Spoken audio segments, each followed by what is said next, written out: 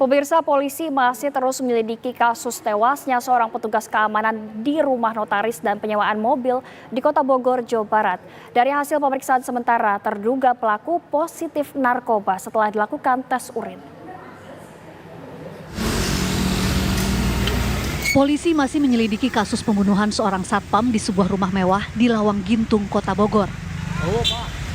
Berdasarkan hasil tes urin, terduga pelaku berinisial A terbukti positif menggunakan narkoba jenis Sinte. Berdasarkan hasil pemeriksaan sementara, terduga pelaku juga diketahui membeli pisau sebelum kejadian pembunuhan.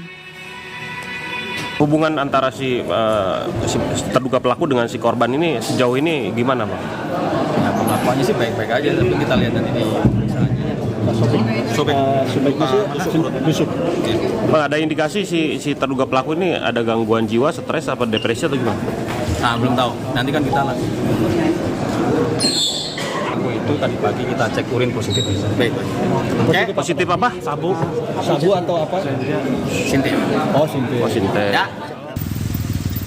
Sebelumnya pada Jumat pagi, seorang petugas keamanan ditemukan terkapar dalam kondisi tak bernyawa dengan luka di bagian perut di sebuah rumah mewah di Jalan Lawang Gintung, Bogor, Jawa Barat. Korban bernama Septian, berusia 37 tahun, warga Sukabumi yang sehari-hari bekerja sebagai satpam di rumah tersebut. Diduga korban dibunuh oleh anak majikannya sendiri, pemilik penyewaan mobil mewah sekaligus kantor notaris. Sebelum ditemukan tewas, korban sempat terlibat cekcok dengan pelaku.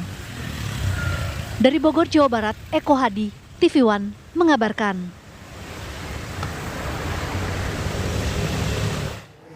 Pemirsa, seorang petugas keamanan ditemukan terkapar dalam kondisi tak bernyawa dengan luka di bagian perut di sebuah rumah mewah di Jalan Lawang Gintung, Bogor, Jawa Barat.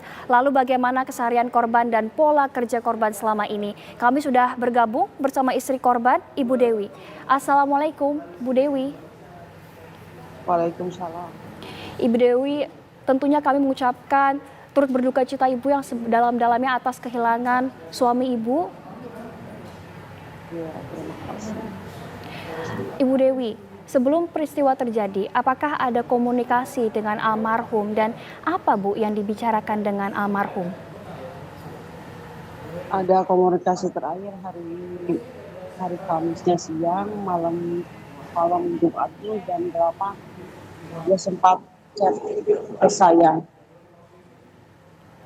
Apa komunikasinya terakhir Ibu dengan almarhum, Bu? Komunikasinya bahwa si ibu sama pelaku berantem. Katanya anaknya udah diusir, terus ibu berantem lagi mau dicekik sama anaknya. Suami saya misahin gitu, itu aja. Dari situ malam Jumat nggak ada kabar lagi sampai dapat kabar udah meninggal. Baik, Ibu Dewi, apakah sebelumnya juga almarhum menanyakan bagaimana kabar keluarga di rumah seperti itu, Bu? Iya, pas siangnya nanyain kan mau pasang wifi, udah dipasang wifi, udah. Ya ini nunggu uang makan katanya belum cair belum gak bakalan dikasih. Itu ibunya lagi marah sama siapa. Itu aja. Baik, Bu Dewi, apakah selama ini almarhum memang jarang pulang dan jika demikian mengapa, Bu? Jarang pulang ya kadang 1 bulan, kadang 1,5 bulan, 2 bulan. Jadi, kerjaannya cuman kan suami saya sendiri kerjanya.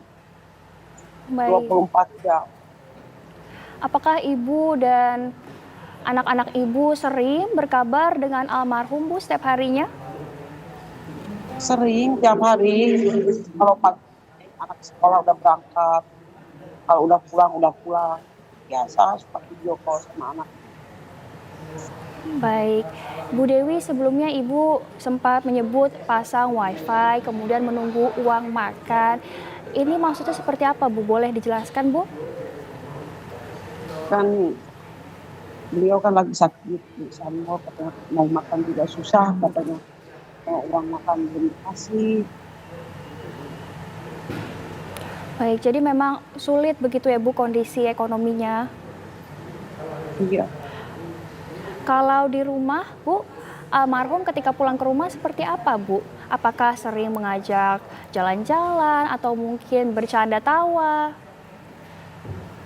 Di rumah biasa, kayak biasa sama anak-anak suka main, canda sama cucu, sama anaknya yang paling botot. Sama saya suka ngobrol. Menurut pandangan Ibu sendiri, almarhum ini suami yang seperti apa Bu? Suami saya paling baik. Ya, sama anak-anak tanggung jawab. Kalau boleh tahu Ibu, berapa jumlah anak Ibu dan almarhum Bu? Sama almarhum anaknya cuma satu, Berapa Bu umurnya? umur 6 tahun. Pasti sulit juga Bu untuk menjelaskan kondisi ayahnya saat ini. Apakah kemudian Ibu sudah memberitahu Bu kepada anak Ibu? Udah dikasih tahu, cuman kalau melihat di jenazah dia nangis. Tentunya juga sulit ya Bu untuk menerima kondisi seperti ini. Apakah sebelumnya anak Ibu sempat bertanya kepada Ibu mengenai kondisi ayahnya seperti apa di Bogor? Ya, ayah kerja di mana, Ma? Ya kerja di rumah kecil. Jadi ntar mau mainnya ke situ dia. Kalau nelpon sama ayahnya begitu, ayah ntar mau mainnya ke situ, ya nanti dibawa. Gitu aja. Ibu terakhir Bu, pesan apa yang paling Ibu ingat dari almarhum Ibu? Pesan suami saya tunggu saya pulang, kan pulangnya lama.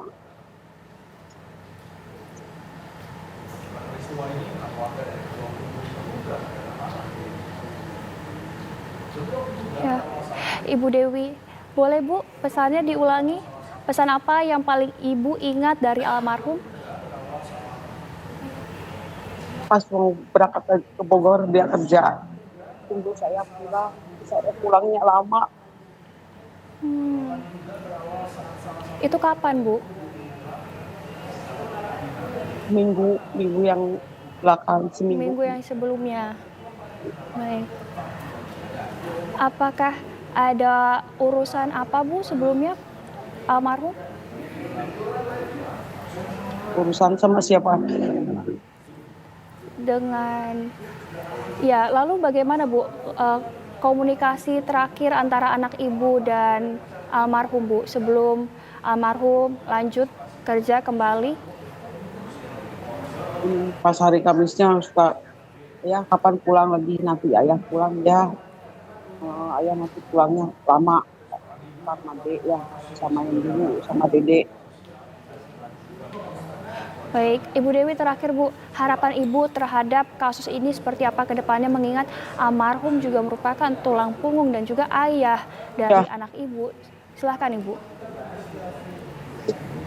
Saya minta keadilan yang seadil-adilnya buat suami saya supaya tersangka dihukum sesuai hukum berlaku. Baik, Ibu Dewi, terima kasih banyak Ibu telah menyempatkan waktunya untuk berbincang, berbagi bersama kami Ibu. Semoga Ibu dan keluarga dikuatkan dan semoga pelaku mendapatkan hukuman yang sepantasnya. Terima kasih Ibu Dewi, selamat pagi.